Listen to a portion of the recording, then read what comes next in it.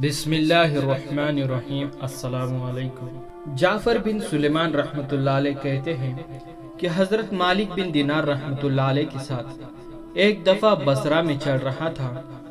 ایک عالیشان محل پر گزر ہوا جس کی تعمیر جاری تھی، اور ایک نوجوان بیٹھا ہوا معماروں کو ہدایت دے رہا تھا کہ یہاں یہ بنے گا، وہاں اس طرح بنے گا۔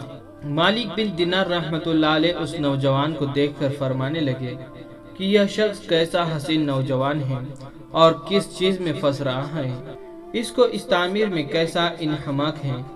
میری طبیعت پر یہ تقاضا ہے کہ میں اللہ جل شانہ سے اس نوجوان کے لیے دعا کروں کہ وہ اس کو اس جھگڑے سے چھڑا کر اپنا مخلص بندہ بنا لے۔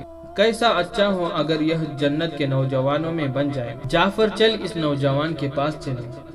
جعفر رحمۃ اللہ علیہ کہتے ہیں کہ ہم دونوں اس نوجوان کے پاس گئے، اس کو سلام کیا۔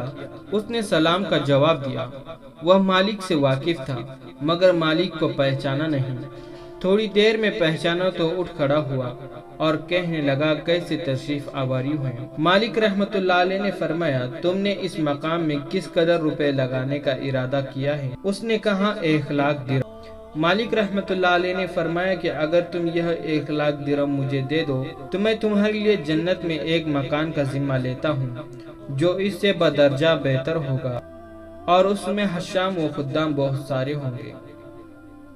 اس میں خیمے اور قبے سرخ یاقوت کے ہوں گے جن پر موتی جڑی ہوں گی۔ اس کی مٹی زعفران کی ہوں گی۔ اس کا غارہ مشک سے بنا ہوگا جس کی خوشبو مہکتی ہوگی۔ وہ کبھی نہ پرانا ہوگا نہ ٹوٹے گا۔ اس کو معمار نہیں بنائیں گے بلکہ اللہ جل شانہ کے امر کن سے تیار ہو جائے گا۔ اس نوجوان نے کہا، مجھے سوچنے کے لیے آج رات کی مہلت دی جائے، کل صبح آپ تشریف لائے تو میں اس کے متعلق اپنی رائے عرض کروں گا۔ حضرت مالک رحمۃ اللہ علیہ واپس چلے آئے اور رات بھر اس نوجوان کے فکر اور سوچ میں رہے۔ آخر شب میں اس کے لیے بہت عاجزی سے دعا کی۔ جب صبح ہوئی تو ہم دونوں اس کے مکان پر گئے۔ وہ نوجوان دروازے سے باہر ہی انتظار میں بیٹھا تھا، اور جب حضرت مالک رحمۃ اللہ علیہ کو دیکھا تو بہت خوش ہوا۔ حضرت مالک رحمۃ اللہ علیہ نے فرمایا، تمہاری کل کے بعد کے بارے میں کیا رائے ہے؟ اس نوجوان نے کہا کہ آپ اس چیز کو پورا کریں گے جس کا کل آپ نے وعدہ فرمایا تھا۔ حضرت مالک رحمۃ اللہ علیہ نے فرمایا، ضرور۔ اس نے درہم کے توڑے سامنے لا کر رکھ دیے اور داؤد قلم لا کر رکھ دیا۔ حضرت مالک رحمۃ اللہ علیہ نے ایک پرچہ لکھا جس میں بسم اللہ الرحمن الرحیم کے بعد لکھا کہ یہ اقرار نامہ ہے کہ مالک بن دینار رحمۃ اللہ علیہ نے فلاں شخص سے اس کا ذمہ لیا ہے کہ اس کے محل کے بدلے میں حق تعالی شانہ کے یہاں اس کو ایسا محل جس کی صفت اوپر بیان کی گئی ہے، جو صفت اس مکان کی اوپر گزری وہ سب لکھنے کے بعد لکھا ملے گا، بلکہ اس سے بھی کہیں زیادہ عمدہ اور بہتر، جو عمدہ سائے میں حق تعالی شانہ کے قریب ہوگا۔ یہ پرچہ لکھ کر اس کے حوالے کر دیا اور 1,00,000 درہم اس سے لے کر چلے آئے۔ جعفر رحمۃ اللہ علیہ کہتے ہیں کہ جب شام کو حضرت مالک رحمۃ اللہ علیہ واپس ہوئے تو اس میں سے اتنا بھی باقی نہ تھا کہ ایک وقت کے کھانے ہی کا کام چل سکے۔ اس واقعے کو 40 دن بھی نہ گزرے تھے کہ ایک دن حضرت مالک رحمۃ اللہ علیہ جب صبح کی نماز سے فارغ ہوئے تو مسجد کی محراب میں ایک پرچہ پڑا دیکھا۔ یہ وہی پرچہ تھا جو مالک رحمۃ اللہ علیہ نے اس نوجوان کو لکھ کر دیا تھا، اور اس کی پشت پر بغیر روشنائی کے لکھا ہوا تھا کہ یہ اللہ جل شانہ کی طرف سے مالک بن دینار رحمۃ اللہ علیہ کے ذمے کی برآت ہیں۔ جس مکان کا تم نے اس نوجوان سے ذمہ لیا تھا وہ ہم نے اس کو پورا دے دیا ہے، اور اس سے 70 گنے زیادہ دے دیا ہے۔